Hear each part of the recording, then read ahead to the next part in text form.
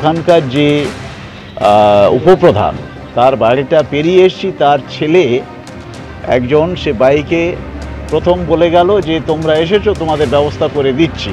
পরক্ষণেই দেখা গেল বেশ কিছু লোক, অন্তত 25-30 জন লোক, তারা ওই লাঠি বাঁশ নিয়ে তেড়ে এলো, ইট ছুঁড়ছে এবং অশ্রাব্য ভাষায় গালিগালাজ করে আমাদের বাঁশ নিয়ে মারতে এসছে। সেটা ঠেকাতে গিয়ে আমারও গায়ে পড়েছে, ওনার জামা টামা সব ছিঁড়ে দিয়েছে, দিয়ে গাড়ি ভাঙচুর হয়েছে এবং আমাদের ওই টোটো প্রচার সামনে ছিল তাদেরকেও মারধর করা হয়েছে। একজন পুলিশও আহত হয়েছে প্রথম, এবং ওরা 2-3 জন ছিল, ওরা যখন আটকাতে গেছে ওদের ফেলে মারধর করেছে, ওরাও বেশ আহত এবং ওদের রক্তপাতও হয়েছে। শাহাবুদ্দিন বাবুকে মেরেছে, ওনাকে ঠেকাতে গিয়ে আমার গায়েও পড়েছে। সমস্ত মানুষই আমাদের আইএসএফের সমর্থক, তারা ভীত সন্ত্রস্ত, তারা খালি আমাদের কাছে আবেদন করছে যে আমরা ভোট কিভাবে দেব। ভোটের আগে ফের উত্তপ্ত ভাঙড়। জয়নগরের আইএসএফ প্রার্থীর প্রচারে হামলা চালানো হয়েছে, বাধা দেওয়া হয়েছে, এমনকি আইএসএফ প্রার্থীকে মারধর করা হয়েছে বলে অভিযোগ। জয়নগরের আইএসএফ প্রার্থী যখন ভাঙড়ে প্রচার চালাচ্ছিলেন এইভাবে হামলা তার উপরে হয়েছে বলে অভিযোগ, এবং সরাসরি অভিযোগ তৃণমূল কংগ্রেসের বিরুদ্ধে। গাড়িতে চলে আয়।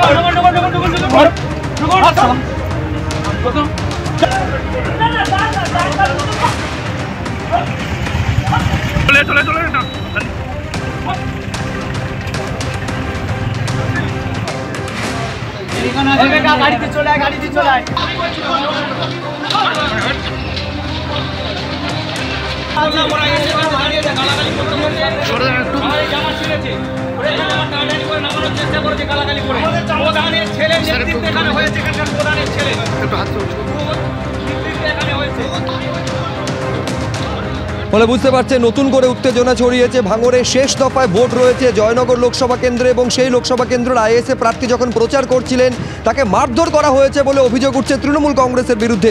রঞ্জিত হালদার আমাদের প্রতিনিধি আরো বিস্তারিত বলবেন এই নিয়ে। কি ঘটেছে রঞ্জিত? শুভজিৎ, আজ প্রচার চলছিল চন্দনেশ্বর এলাকায়। প্রচার গাড়ি নিয়ে প্রচার চলছিল, আইএসএফ কর্মী সমর্থকরাও প্রচুর ছিল। এই প্রচার গাড়ি যখন ঝিঝিরাইড বলে একটা লোকেশন আছে, সেই জায়গায় যখন যায় সেই সময় প্রায় 25 থেকে 30 জন তৃণমূল কর্মী তারা লাঠি ছোটা ইট দিয়ে এই মিছিলের উপর হামলা চালায় বলে অভিযোগ। এখানে আইএসএফ প্রার্থী মেঘনাথ হালদার যেমনটা ছিলেন, অন্যান্য কর্মী সমর্থকরাও যারা মিছিলে ছিল তাদেরকেও মারধর করা হয় বলে অভিযোগ।